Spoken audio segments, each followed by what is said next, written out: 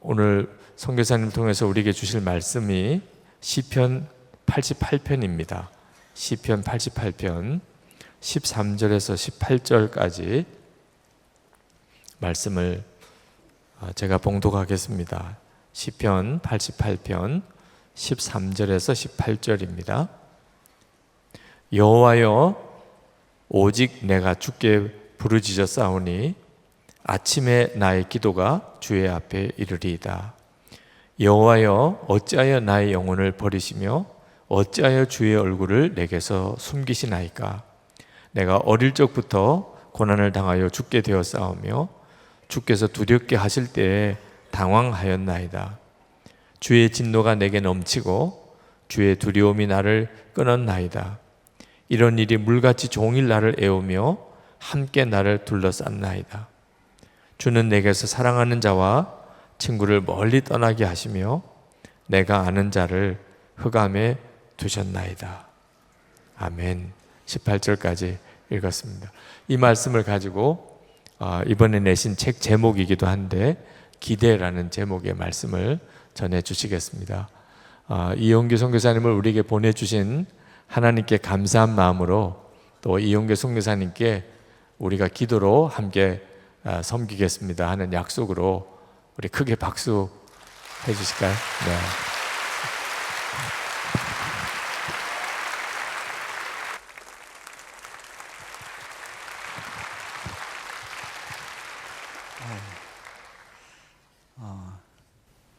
제가 여러분들한테 더 전할 말씀이 있을지는 잘 모르겠네요.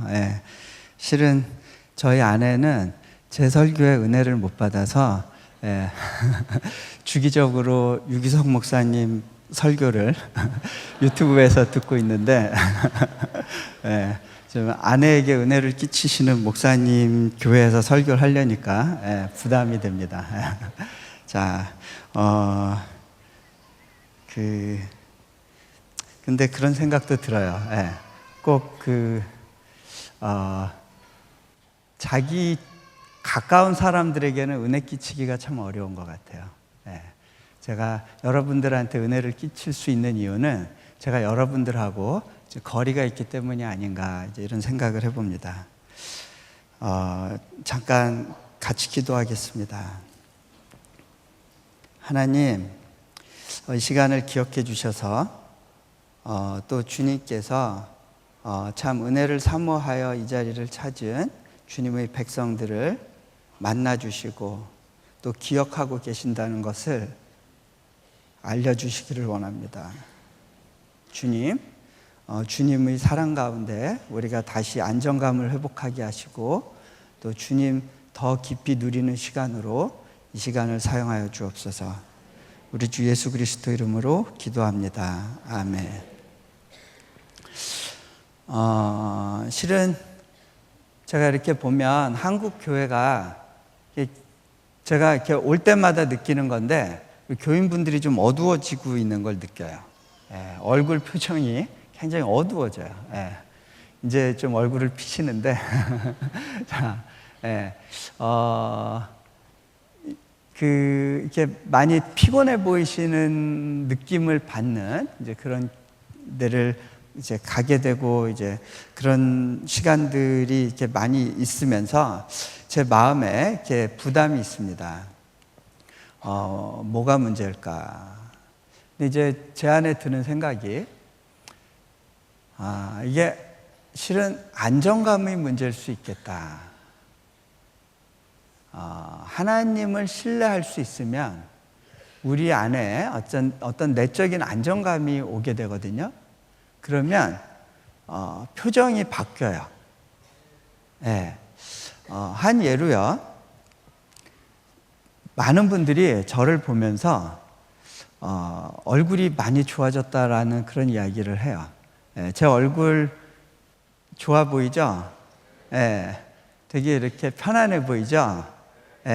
그런데요, 제가 올해 지고 있는 부담은 그 어느 때보다 무거워요. 굉장히 큰 마음의 부담이 있고 실은 어깨에 짊어지고 가는 게 많은데, 그런데 저는 그럼에도 불구하고 얼굴이 밝아요. 예, 아마 한국에 계시는 분들보다 조금 더 밝은 것 같아요. 예,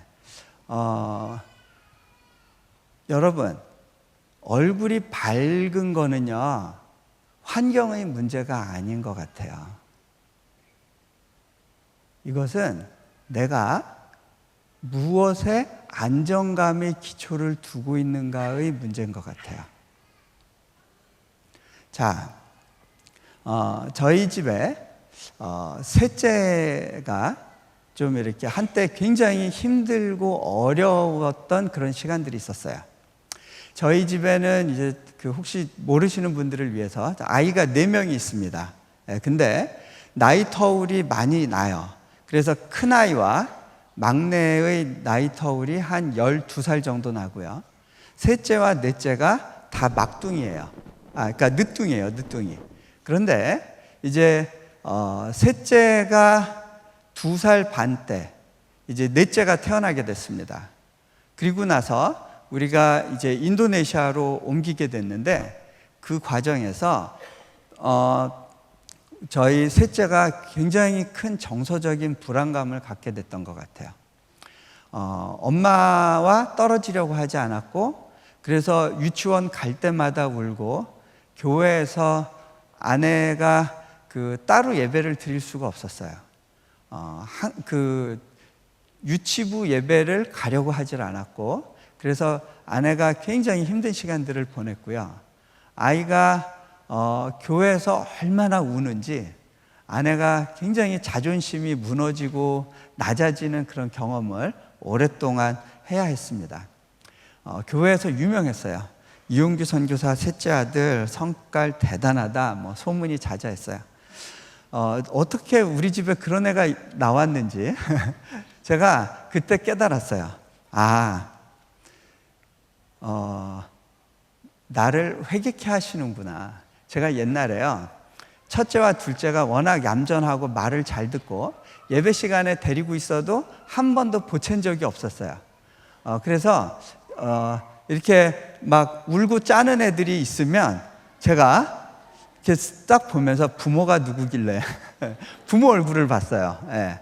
이거는 자녀 교육을 잘 못 시켜서 그런 걸 거야 라고 하는 그런 생각을 갖고 있었어요. 근데 저희 셋째가 막 교회에서 깽판 놓고 막 망가지고 울고 불고 막 엄마 옷 찢고 뭐 이런 상황을 보면서 야, 이거는 부모의 문제만은 아닌 것 같다. 예, 제가 회개했어요. 예. 확실히 당해봐야, 겪어봐야 이렇게 이해되고 넓혀지는 부분이 있는 것 같아요. 그래서 하나님께서 때로는 우리 가운데 어려움을 주시는구나 이런 생각을 하는데요.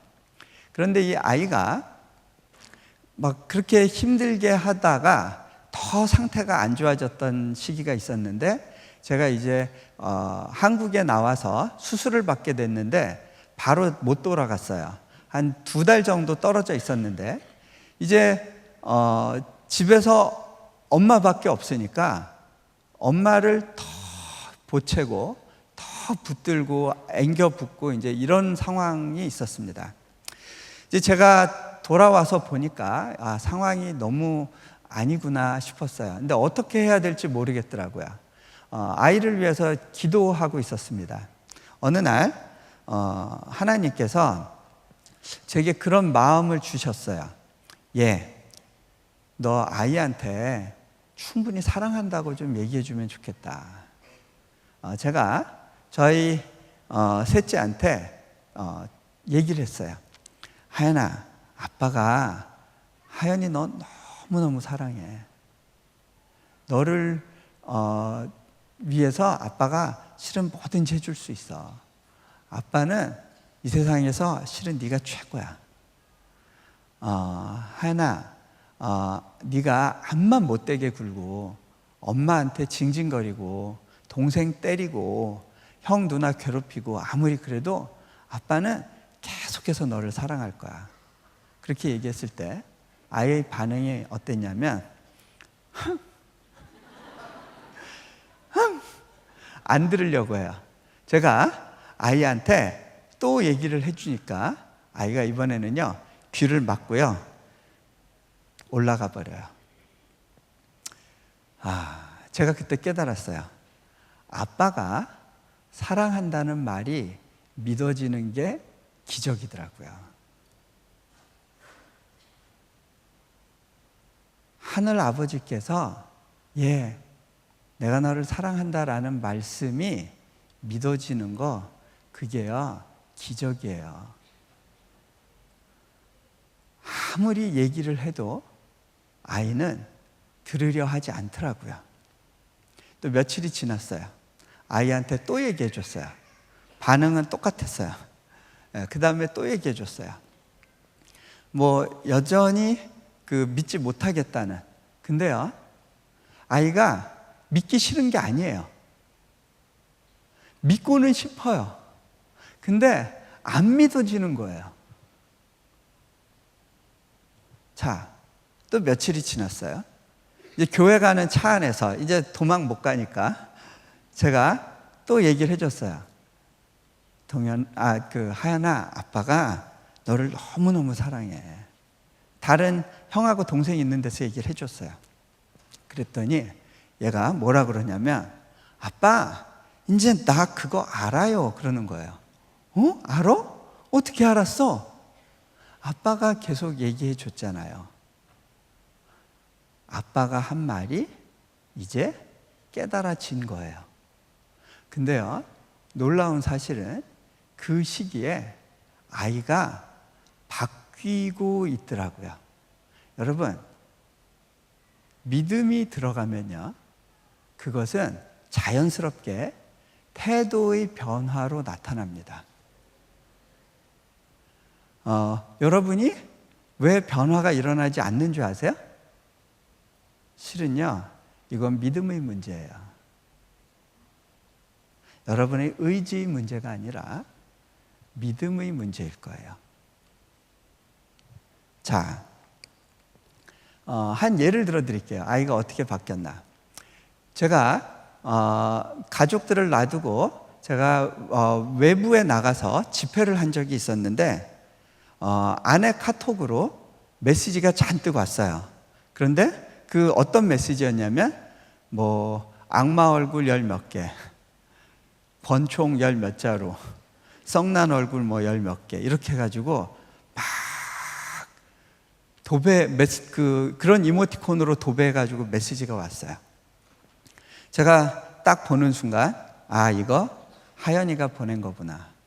아이들은요, 컴퓨터, 스마트폰 이런 거 어떻게 써야 되는지 가르쳐 주지 않아도요, 자동적으로 터득하는 것 같아요.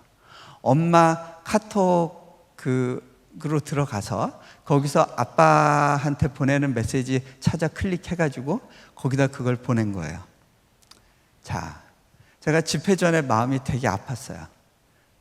집회 끝나고 또 보니까 그런 종류의 메시지가 수북히 쌓여 있었어요. 얘가 마음이 아픈 거잖아요. 그죠? 근데 이제 아빠가 너를 너무 사랑해라는 이야기를 해주고 나니까 그 다음에 어떤 일이 벌어졌냐면, 제가 이제 또 외부에 나가서 말씀 전할 때였는데 또 아내 카톡으로 메시지가 잔뜩 왔어요. 거기에 뭐라고 썼느냐면 웃는 얼굴 한 잔뜩 오고, 하트가 그냥 짜자자자작 오고, 그 다음에 생일 케이크 오고, 그리고서는 그 밑에다가 얘가 그새 글씨 쓰는 법을 터득했어요. 자판으로 글자를 새겼는데, 아빠, 나 하연인데 사랑해요. 여러분은 그냥 담담한 표정이지만 저는요, 그때 깊은 감동이 있었어요. 아이가 바뀐 거예요. 아이가 아빠한테 보내는 메시지가 바뀌어 있어요. 자, 아이의 상황이 바뀐 게 아니에요. 아빠가 어떤 상황에서든 나를 버리지 않을 거야 라고 하는 그 신뢰가 아이의 메시지를 바꿔놓았어요. 아이의 태도를 바꿔놓았어요. 그런데 놀라운 사실은요, 아이가 엄마와 아빠를 신뢰하게 되니까 기다릴 줄 알게 되더라고요. 예전의 문제는 뭐였냐면요, 기다리지 못하는 문제였어요.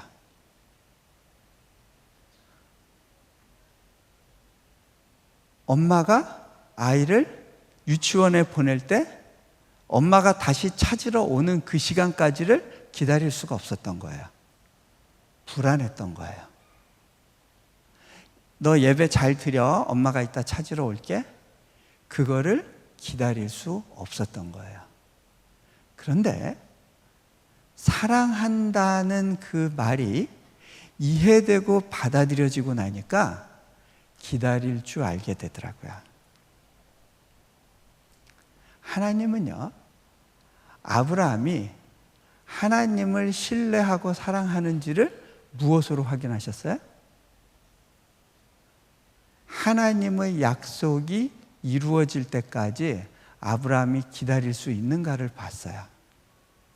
아브라함이 부르심의 땅에 와가지고 바로 바뀐 것이 아니에요. 시간이 필요했어요.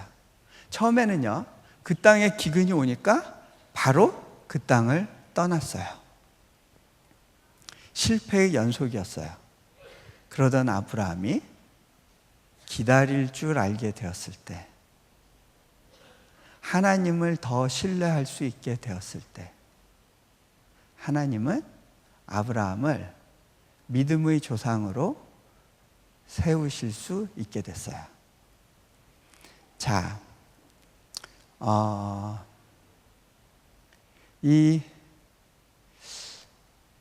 특별히 오늘 여러분들하고 좀 나누면 좋겠다라고 생각되는 것 중에 하나가 하나님의 타이밍에 대한 신뢰의 문제예요. 하나님의 타이밍에 대한 신뢰 문제. 자, 여러분, 하나님을 믿는다는 건요, 제가 경험하기로는요, 굉장히 기쁘고 행복한 일이에요. 제 얼굴 보세요. 행복해 보이시죠? 자, 근데요, 행복하기는 한데요, 굉장히 부담스러운 삶이기도 해요. 네. 여러분, 저는요, 옛날에 부담이 많으면 행복하지 않을 거라고 생각을 했어요. 부담이 많으면, 그러니까 저는요, 좀 이렇게 성격이 좀 깔끔하게 처리하는 걸 원하는 스타일이에요. 그러다 보니까 계속해서 뭔가 부담이 있는 상태로 사는 거를 별로 그렇게 달갑게 여기질 않아요. 저를 불편하게 만드는 문제가 빨리 정리되기를 원하는, 그래서 막 정신없이 앞으로 달려가는 이제 그런 스타일의 삶을 살았던 사람이에요. 예, 미국 유학 시절까지. 예. 뭔가 마음에 부담이 있고 짐이 있으면 그걸 빨리 해결해야 돼요. 이런 거죠. 여러분, 우리가 뭐 암이 생겼다, 아니면 어떤 병이 생겼다. 하나님, 낫게 해주세요. 당장, 빨리. 그리고 그것이 해결되지 않을 때까지는 쉬지 않고 계속해서 근심을 하거나 기도를 하거나 조바심을 내거나 그 부담 가지고 이제 씨름하는 시간들을 갖는 게 그런 시간들이 있죠. 근데 제가 곰곰이 생각해 보니까 그 시간대에서는 제가 하나님을 누리되 깊이 있게 누리지는 못했던 것 같아요.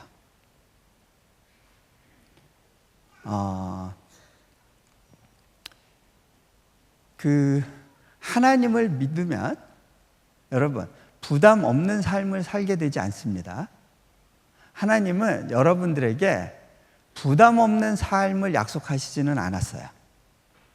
네, 여러분들이 지고 가야 될 몫이 있어요.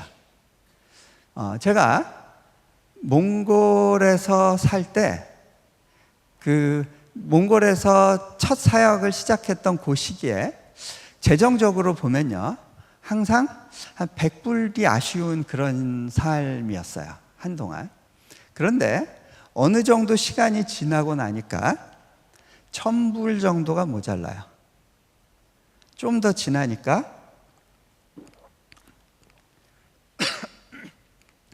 10,000불 단위의 부담을 갖고 살아요. 제가 인도네시아로 오니까 10만 불 단위의 부담이 생기더라고요. 지금은 100만 불 단위의 부담을 가지고 살아요. 네. 당장 올해 안에 해결해야 될 재정 부담이 상당히 커요. 근데요,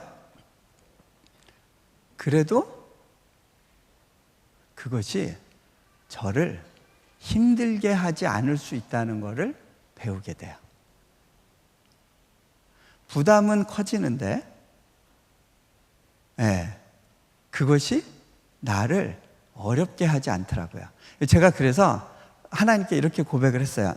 하나님, 이제 2단계의 시험도, 이 훈련도 거의 끝나가는 것 같네요. 그런 생각이 들었어요. 얼마 전에요, 제가 한국에 통장을 갖고 있는데, 외부에 이제 일정이 있어서 나가면서 이제 카드로 비행기표나 이런 거를 선불 구매하면서 좀 이렇게 많이 썼어요. 그랬는데, 딱 그달에는 재정적으로 들어오는 게 없고 이렇게 좀 어려워서 간당 하더라고요. 그래서 이 비행기표 값을 대금을 지불할 수 있을까? 그래가지고 막 돈을 어떻게 긁어서 딱 메꿔 넣었다고 생각을 했어요. 근데 며칠이 지나서 은행 통장 열어보고 깜짝 놀랐어요. 왜 그랬냐면요, 크레딧 카드에 제가 기억하지 못했던 결제 내역이 추가로 더 있었는지 제가 예상했던 것보다 큰 금액이 빠져나간 거예요. 간당간당한 상태에서 액수가 더 나가면 마이너스가 돼야 되잖아요. 그런데 재밌는 일이 하나 생겼는데, 그날 크레딧 카드 결제되는 그날에 제가 어느 잡지사에서 글을 써달라고 부탁을 해서 너무 귀찮은데 힘든데 그러면서 어떻게 써가지고 몇 달 전에 보내준 게 있었는데, 그 원고료가 하필이면 그날 들어와가지고 그 크레딧 카드 딱 정산하고 2만 원인가가 남더라고요.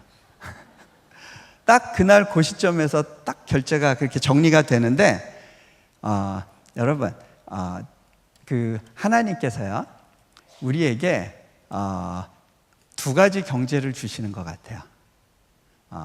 개인의 삶의 영역에서의 경제가 있고요, 그 다음에 하나님 나라를 위해서 사용해야 되는 어떤 경제의 영역이 있어요.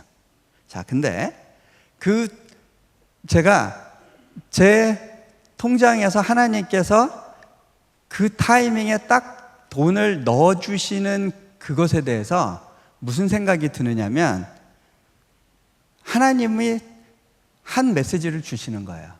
내가 너에게 그 큰 부담을 줄여주지는 않는다. 하지만 내가 너의 재정을 아주 세밀하게 돌보고 있다. 그 사인을 주시는 거예요. 여러분, 제가요, 그걸 느껴요. 여러분 통장에 1,000만 원이 있어도 불안할 수 있어요. 그런데 여러분 통장의 잔고가 2만 원이 있어도 세상을 가진 것 같은 자신감을 가질 수도 있어요.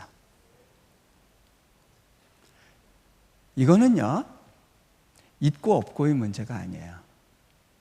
내면의 안정감의 문제예요. 자, 이 기다림의 훈련은요, 그리고 이 하나님의 타이밍에 순응하고 반응하고 기다리는 훈련은요, 조금 더 복합적인, 좀 이렇게 좀 하이 레벨의 훈련이에요. 그래서 혹시 여러분이 지금 그런 훈련 때를 살고 있다면 감사하셔야 돼요. 특별히 우리나라 청년들이 지금 여러 가지 어려움을 겪고 있다고, 그래서 많이 힘들어하고 3포 세대, 4포, 5포 세대, 7포 세대 얘기를 하는데, 제가 그 이야기를 들으면서 아쉬운 게 하나 있었어요. 이 친구들이 딱 하나만 포기하면 다른 것들을 포기하지 않아도 될 텐데, 그걸 포기하지 않기 때문에 다른 것들을 포기해야 되는구나. 그게 뭔지 아세요? 편안한 삶에 대한 약속을 포기하면 다른 거 포기하지 않아도 돼요. 여러분, 돈이 없다고 결혼 못하는 거 아니고요, 돈이 없다고 해서 아이를 못 갖는 거 아니더라고요. 그거는 믿음의 영역이에요.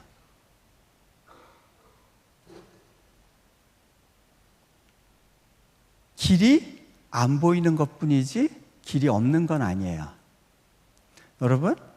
여러분이 다른 나라를 가면요, 얼마나 많은 기회를 찾을 수 있는지 몰라요.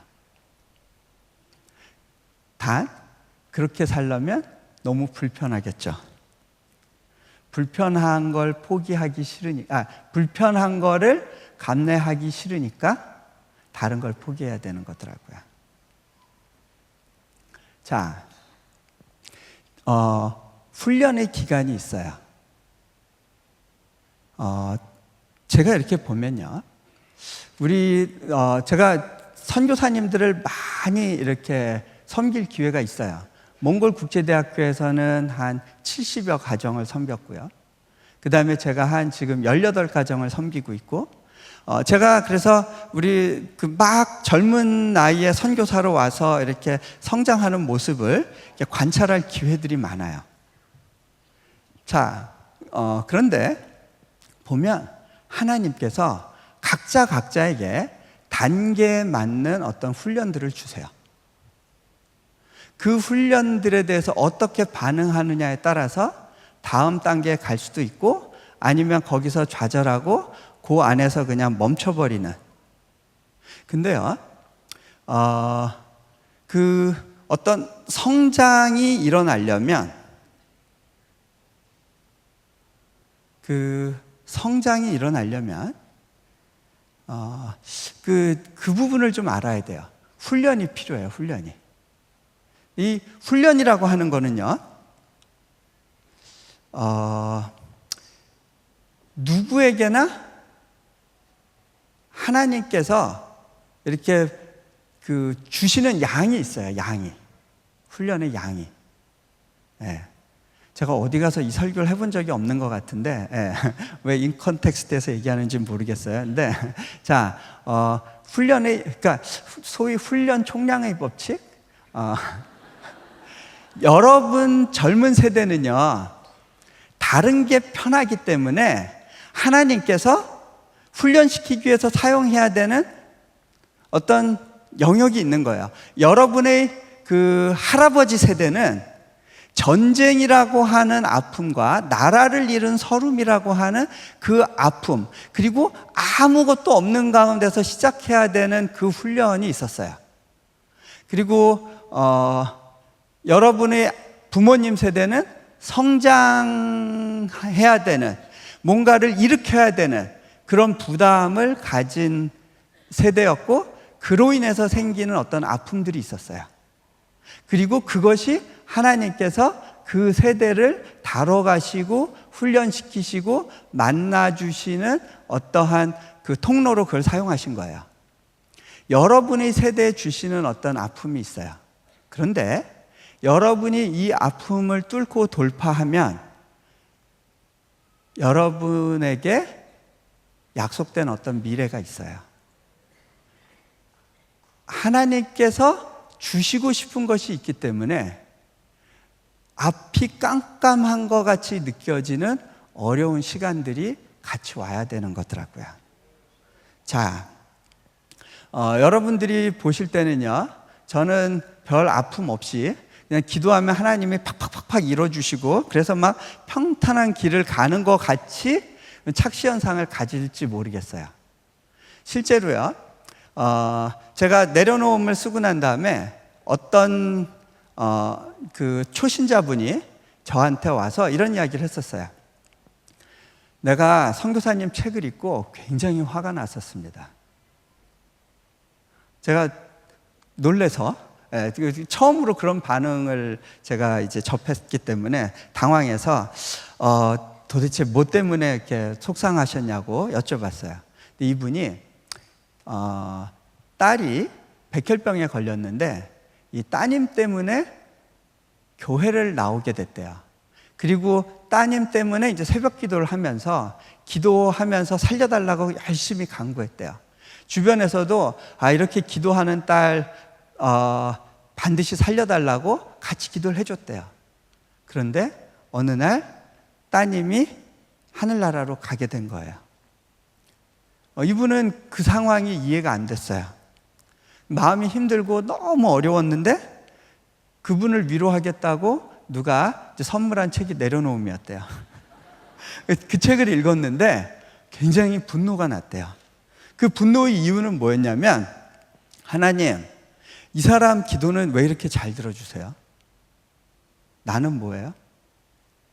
내 평생에 딱 하나 기도했는데 왜 그거를 외면하셨어요? 하나님에 대한 분노가 있었대요. 때로는요, 우리가 영적 거장의 책을 만날 때요, 불편함이 있어요. 그죠? 나는 뭐야? 그죠? 근데요,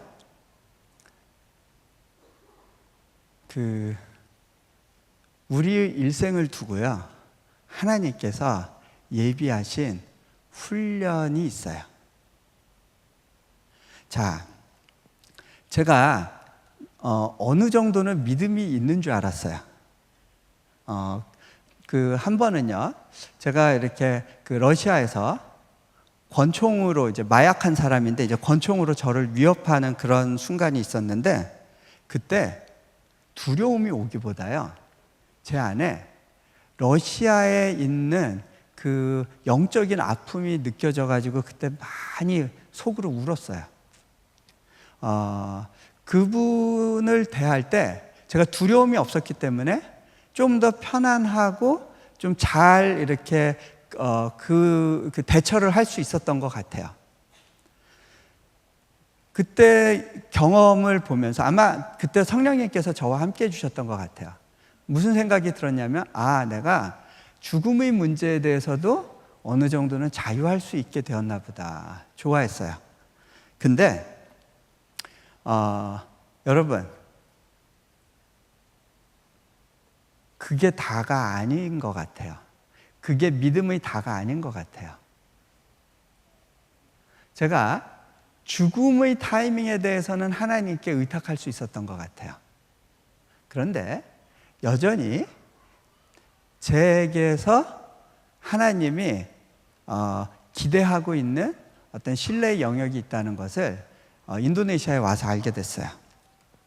인도네시아는요, 많이 기다려야 되는 나라예요.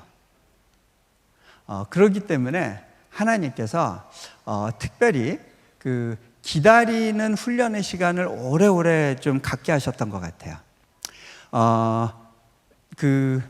제가 몽골에서 받았던 훈련은 대부분 단기 훈련이었어요. 짧은 단계의 훈련이었던 것 같아요. 그런데 그것이 좀 더 긴 단계의 훈련으로 이렇게 좀 이렇게 패턴이 바뀌고 있구나라는 걸 느끼게 됐는데요. 그게 이제 제가 인도네시아 들어가기 전에 미국이라는 나라에 가서 한 1년 정도를 안식년 할 때였어요. 이제 그 인도네시아 땅에 대해서 하나님이 보여주셨으니까 그 땅을 위해서 기도하고 좀 여러 가지 준비도 하고 또 동역자와 파트너들을 구해야겠구나라는 생각을 하고 있었는데, 어떤 일이 벌어졌냐면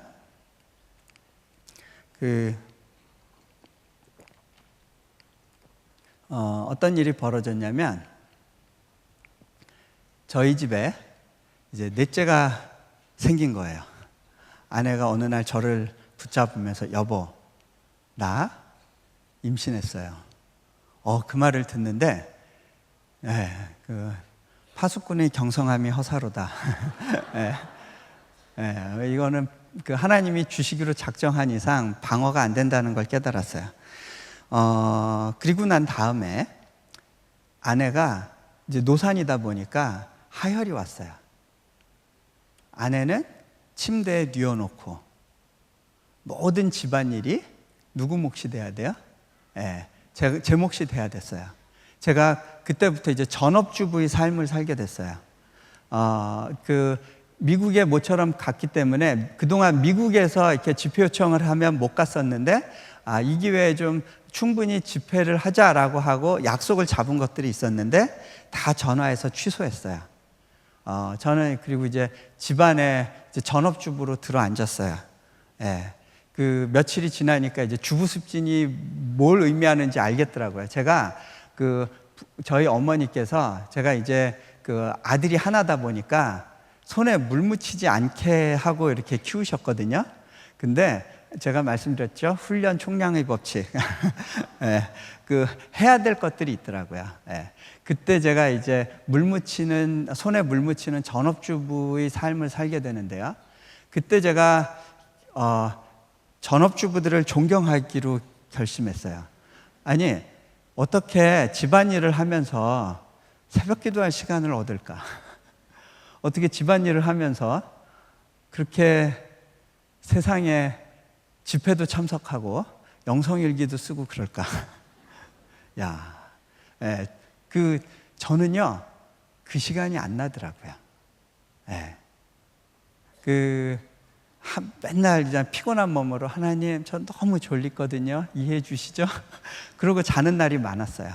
제가 모처럼 좀 그날은 몸이 좀 안 좋아서 일찍 자고 새벽에 일어나서 밀렸던 일도 하고 책도 읽고 해야지라고 생각을 해서 애를 재우려고 한 적이 있었어요. 저희 셋째 달래가지고 빨리 목욕시키고 이빨까지 닦이고 그다음에 침대에 뉘었는데 아이가 침대에 누워서 아빠 나 두유 그러는 거예요. 야, 너 이빨 닦았잖아. 그냥 자. 제가 이제 2층에서 1층으로 가서 그 두유 갖고 올라오는 게 좀 너무 몸이 무거웠어요. 그냥 자자. 두유, 야, 물 마셔 그냥. 두유. 이놈아, 아빠 잡아먹어라. 그러고서 내려가가지고 두유 꺼내서 가지고 올라오다가 생각하니까 야, 이거 그냥 갖고 올라가면 문제가 되겠다. 얘가 또 침대에서 이거 꽂으려고 하다가 두유 흘리면 이 침대 시트 젖고 또 미국 집은 다 카페트가 깔려 있거든요. 카페트 더러워지면 일이 너무 많아지니까 그러고 제가 빨대를 미리 꽂고 쭉 한번 빨아서 공간을 만들고 그리고 아이한테 딱 전해줬어요. 근데 아이가요, 싫어 이러는 거예요. 엄마 뭐가 싫어? 아빠가 왜 꼽았냐요. 자기가 꼽으려고 했는데. 싫어. 먹어 인마. 싫어. 아빠가 어떻게 갖고 왔는데 먹어. 안 먹어.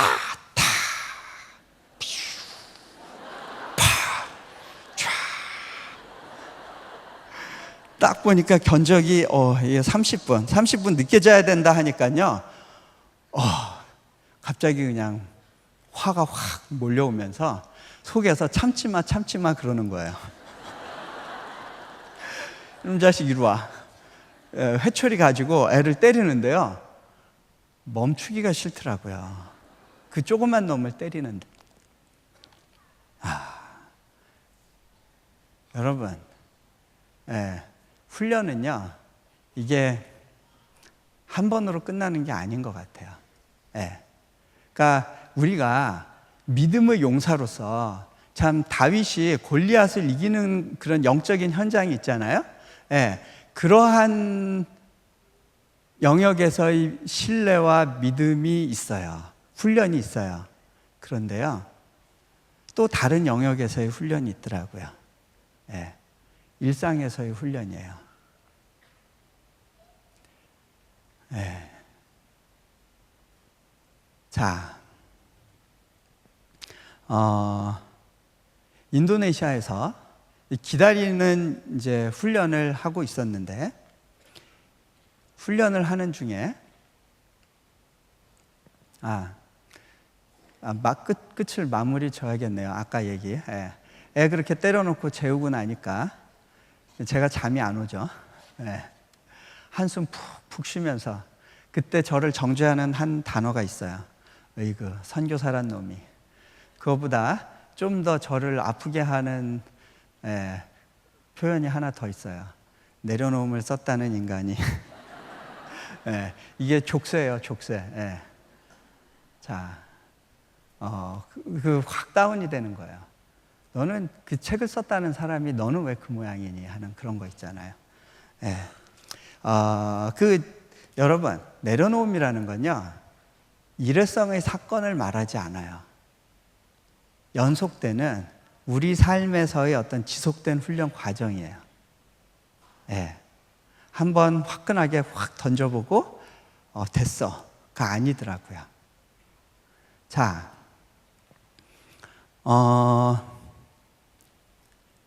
인도네시아에서 이제 기다림의 시간들을 갖고 있다가 비자에 문제가 생겼어요. 저는 잘하려고 했는데 그 공무원들이 좀 저희한테 조언해 준 방법에 문제가 있었어요.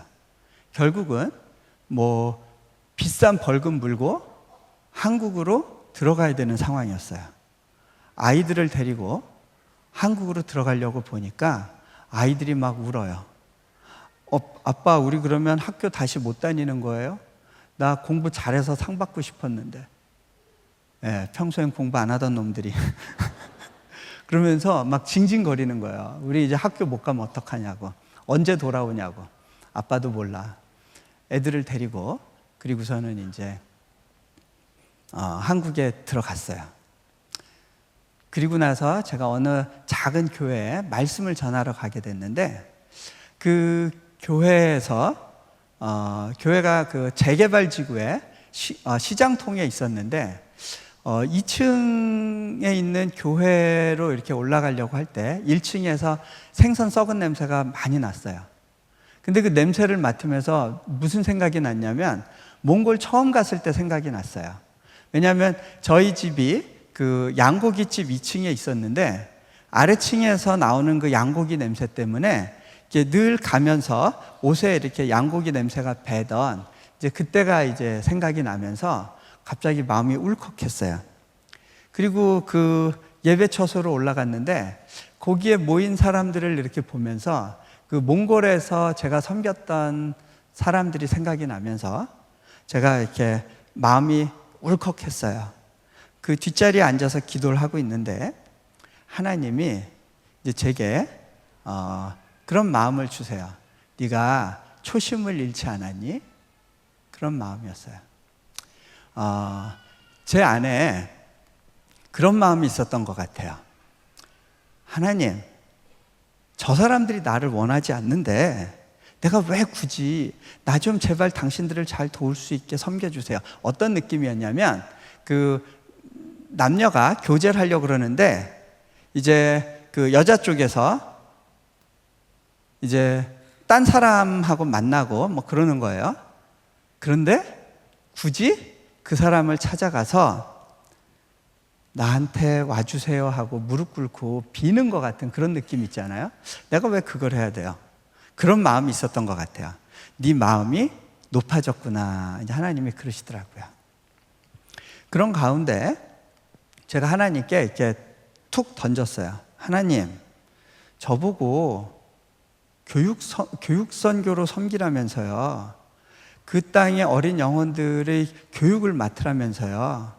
그런데 저는요, 정작 저희 아이들 학교 보낼 능력도 없는 사람이잖아요. 그런데요, 그때 하나님께서 제게 그걸 물으시더라고요.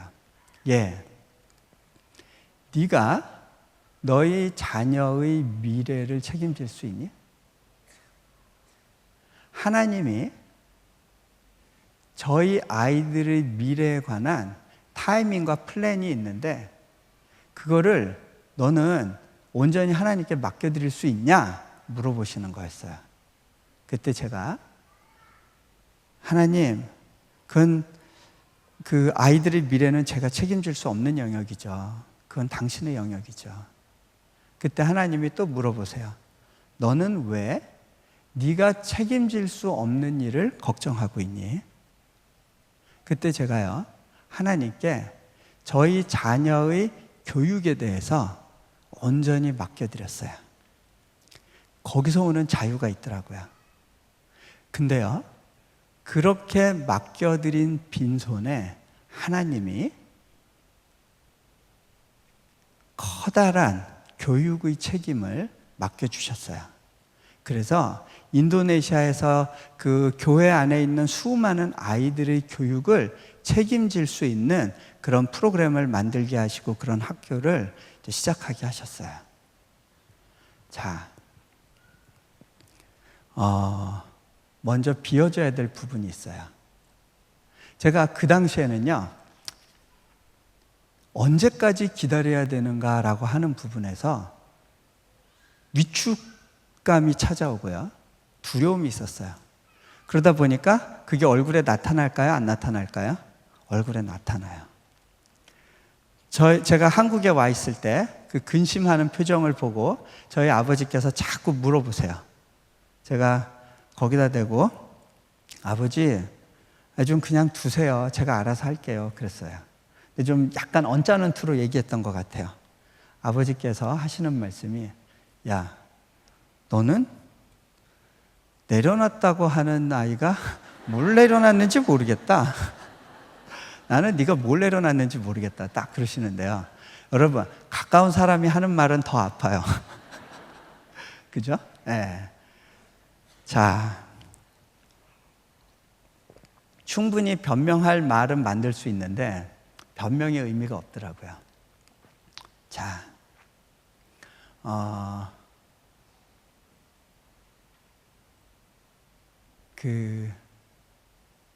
또 그러고요. 어려운 시간이 있으면 그 어려운 것들이 이렇게 압축적으로 이렇게 확 몰려오는 것 같이 느껴지는 순간이 있어요. 오늘 시편의 말씀을 보면요, 이 시편 내용이 굉장히 어두워요. 시편 전체에서 제일 어두운 내용인 것 같아요. 1절부터 이렇게 이야기를 해요. 여호와 내 구원의 하나님이여, 내가 주야로 주 앞에서 부르짖었사오니. 계속 부르짖는 이야기가 나와요. 네. 여러분, 부르짖을 수 있다는 건요, 소망이 있다는 거더라고요. 네. 부르짖을 수 있다는 것은 기대하는 것이 있다는 거예요. 자, 이 시편 88편 전체를 통틀어서 희망의 메시지라고 보이는 구절이 딱 한 구절이 있더라고요. 13절이에요. 여호와여, 오직 내가 주께 부르짖었사오니. 이제 된 거예요. 다른 것을 찾지 않고 오직 주께 부르짖었사오니. 이제 준비가 된 거예요. 아침에 나의 기도가 주의 앞에 이르리이다. 그 이야기는 뭐예요? 하나님이 일하시는 타이밍에 대한 신뢰예요. 이 뒷부분에도 여전히 어두움과 아픔에 대한 이야기들이 나와요. 내가 어릴 적부터 고난을 당하여 죽게 되었습니다. 주의 진노가 내게 넘치고 주의 두려움이 나를 끊었습니다. 그 다음에 이런 일이 종일 나를 물같이 둘렀습니다. 또 내게서 사랑하는 자와 친구를 멀리 떠나게 하셨습니다. 우리가 훈련의 기간 가운데 있을 때 이것이 압축적으로 막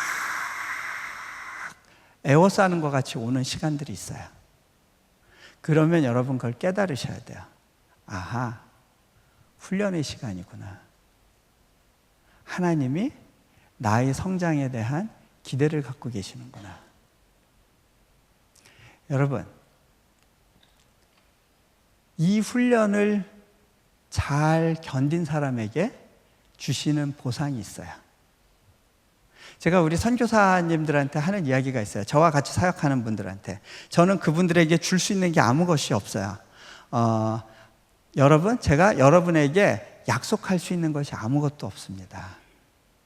그런데 여러분이 이 사역을 하면서 받을 수 있는 것, 하나님으로부터 받을 수 있는 것 두 가지를 기대하세요.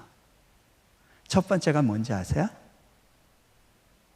네가 나의 주인의 기쁨에 참여하게 될 거다. 충성스러운 종에게 주인이 하시는 말씀이에요. 주인의 기쁨에 참여하게 된다는 거예요. 주인을 신뢰할 수 있게 되고 주님을 더 믿게 되고 주님을 더 기다리게 되고 그 가운데서 생기는 주님으로부터 흘러나오는 기쁨, 주님을 누림. 여러분, 우리가 암만 힘들어도요, 여러분이 기도 가운데 내가 너 힘든 걸 알아. 그런데 지금은 어쩔 수 없구나. 견뎌줄 수 있겠니? 그 말씀이 임하면요, 놀랍게도요, 더 이상 아픔이 아니더라고요. 더 이상 아픔이 느껴지지가 않아요. 부담이 부담으로 오질 않아요.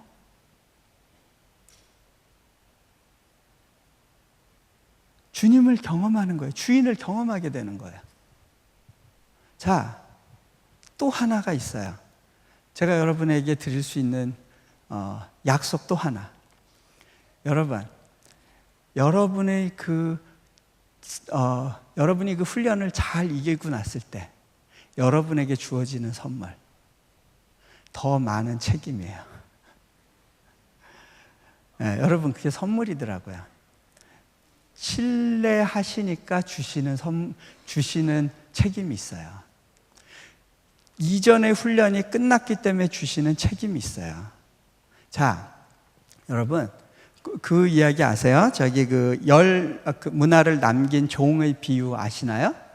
주인이 이제 멀리 가면서 종들에게 한 문화씩 나눠줬어요. 그냥 짧게 할게요. 이 한 문화씩 받았는데 그거에 대해서 한 종이 10문화를 남겼어요. 그때 주인이 이제 나중에 돌아와서 이제 계산을 할 때 뭐라 그러냐면, 네가 작은 일에 충성하였으므로 10문화가 주인에겐 큰 게 아니었어요. 주인의 1차적인 관심은요, 이 종이 얼마나 많은 문화를 남기고 얼마나 많은 사역을 했는가가 아니었어요. 그건 작은 일이었어요. 내게 큰 걸 맡기겠다. 뭘 주세요? 고을을 맡겨요. 여러분, 하나님께서 우리를 훈련하시는 이유가요, 통치자 삼기 위해서예요.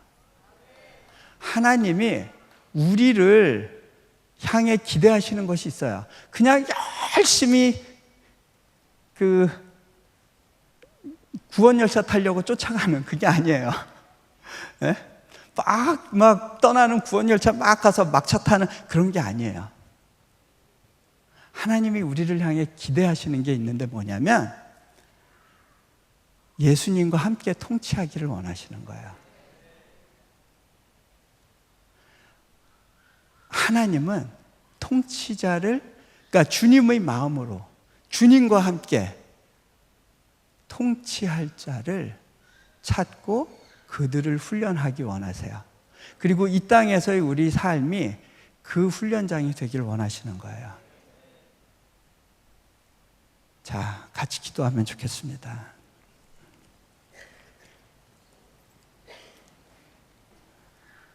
눈을 감으시고요.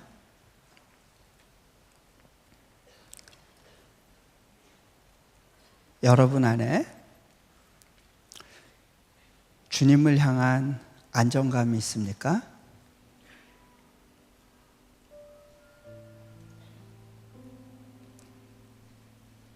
그분이 날 사랑하셔. 나를 기억하셔.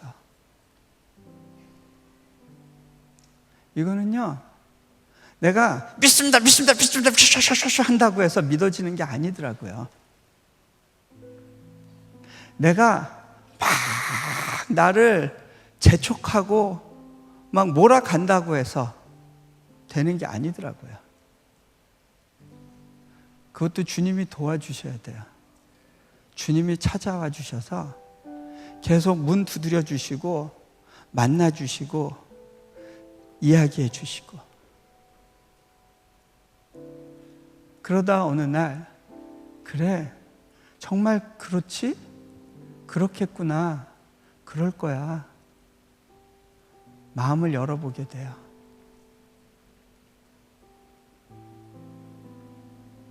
내 안에 그분의 사랑에 대한 안정감이 생길 때 내가 바뀌려고 노력하지 않아도 바뀌는 나를 보게 돼요.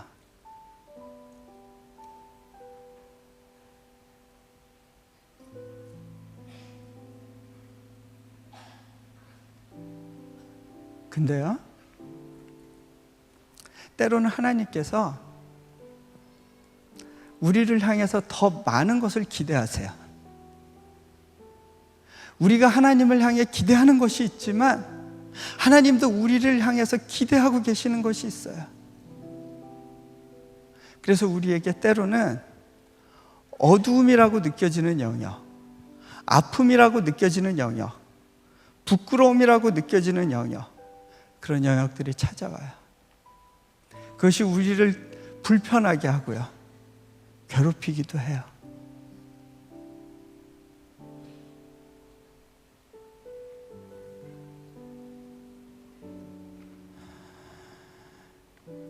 때로는 오래 기다리는 것을 훈련해야 되는 때가 있어요. 때로는 내게 참 큰 부담이 있지만 그 부담을 당분간 끌어안고 가야 되는 시간들이 있어요. 어떤 경우에는 하나님께서 기도했을 때 바로 극적인 응답을 주시기도 하지만 때로는 침묵하시는 것 같은, 그냥 마냥 기다리게 하시는 것 같은 그런 시간대가 있어요. 하나님의 타이밍에 대한 신뢰, 하나님께서 그것을 원하세요. 네가 많이 힘들겠구나, 많이 어렵잖아. 하나님 언제까지입니까? 내가 알아, 너희 마음에 아픈 것을. 그런데 내가 너에게 기대하고 있는 것이 있단다. 네가 나를 기다리는 것 이상으로 내가 너를 기다리고 있단다.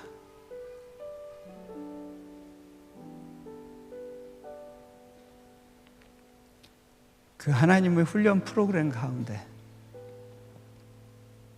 신뢰로 반응하시지 않겠습니까? 잠시 불편함을 포기하고 믿음의 멍에를 메고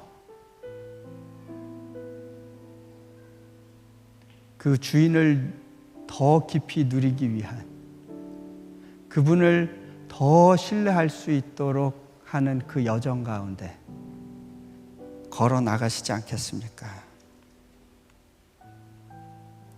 그 기다림 가운데 그 너머에 계신 주님, 그 주님 신뢰하며 또 한 걸음을 떼지 않으시겠습니까? 그렇게 통치자로 훈련될 준비를 하시지 않겠습니까? 이 시간에 같이 기도하면 좋겠습니다.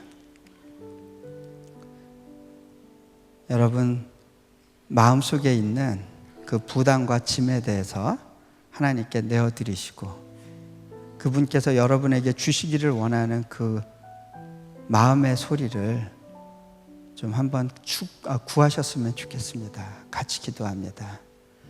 주님,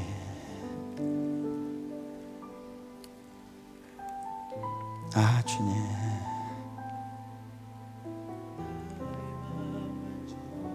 주님,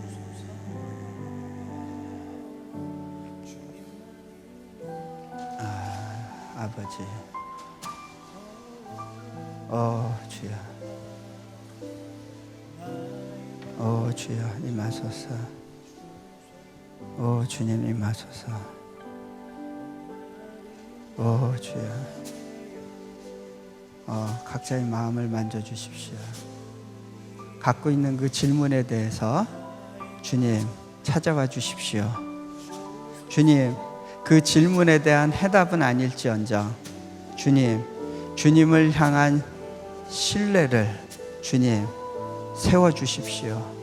부어주십시오. 주님, 주님의 때에 대한 온전한 기대로 나아가게 해주십시오. 주님, 온전히 훈련 과정을 잘 마칠 수 있게 해주십시오. 주님, 더 큰 책임과 더 큰 부담 가운데 믿음으로 반응할 수 있게 해주십시오. 주님, 주님 도와주십시오. 주님 함께 해주십시오. 주여 임하소서. 주님 임하소서. 주님 임하소서. 주여 임하소서. 주여. 주여. 여기에 계신 여러분 한 사람 한 사람 하나님 제발 이걸 해결해 주세요, 도와주세요 하는 마음의 짐이 있습니다.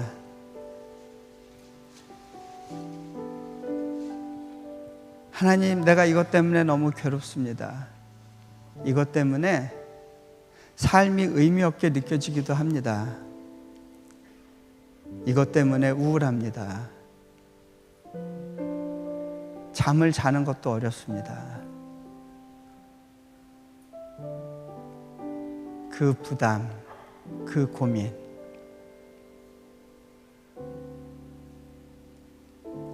주님 앞에 내어드리시길 바랍니다. 근데 한 가지 분명한 것이 있습니다.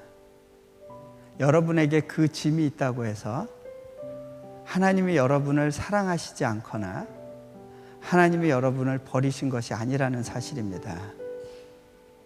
그분은 여전히 여러분을 기다리고 있고 또 더 큰 기대를 갖고 계시다는 것. 그리고 여러분이 이 터널을 다 지나가고 난 다음에 누군가를 세우고 섬기기 위해서 여러분이 경험했던 것들을 나눌 수 있게 하실 것이라는 것. 그때 그분이 받으실 영광을 기대하고 계신다는 것. 그 사실 고백하시면서 계속 기도하시면 좋겠습니다.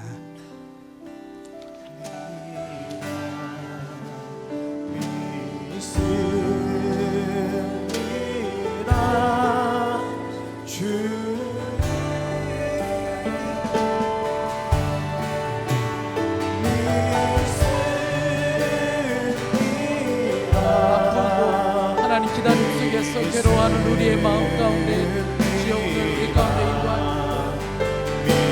인도하시옵소서.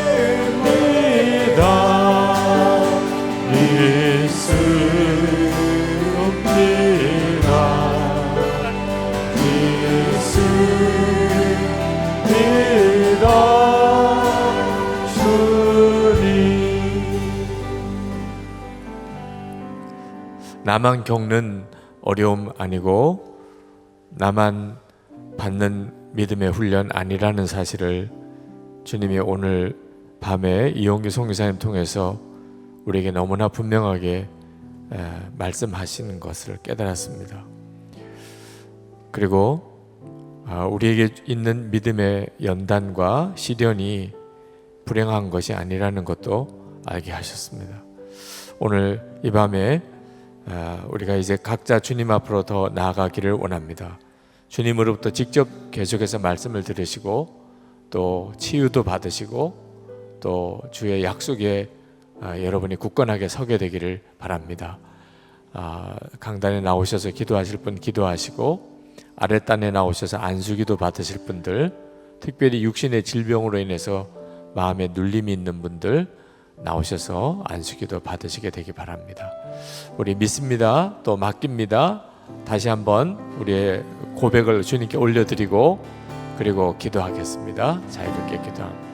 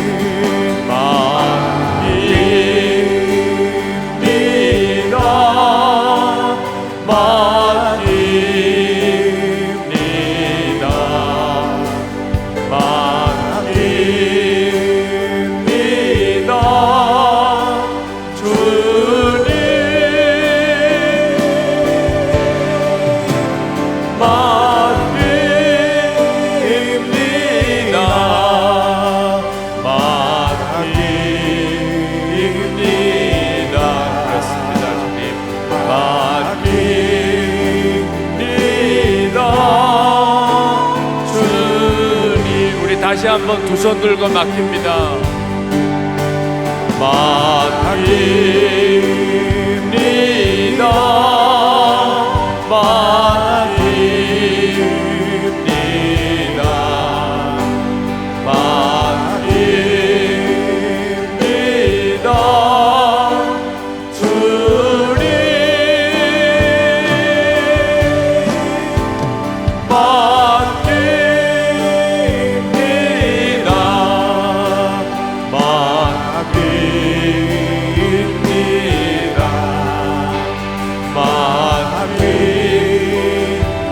맡깁니다. 주님 주여 세 번 부르짖고 자유롭게 기도합시다. 주여 주여 주여. 할렐루야. 크고 놀라우신 주님, 크시고 놀라우신 주님의 은혜를 감사합니다. 이 밤에도 하나님 함께 하시고 역사하신 주님의 은혜를 감사합니다. 우리 가운데 하나님 진실하신 주님의 은혜를 의지하게 하시고 하나님 시련과 연단 중에 더욱 함께 하시고 우리를 다루시고 우리를 세워가시는 주님의 은혜를 하나님 찬양합니다. 아버지 하나님, 오늘도 하나님 계속해서 주님의 은혜를 기대합니다. 역사하실 주님의 은혜를 기대합니다. 말씀하시고 우리를 만지시고 새롭게 하시고 다시 일으키시고 하나님 더 깊은 은혜 가운데 들어가게 하시는 주님의 은혜를 찬양합니다. 오늘도 그리하여 주셔서 기도하는 성도들에게 주님이 그리하여 주셔서 하나님 만져주시고 만나주시고 역사하시고 하나님 충만하시기를 원합니다.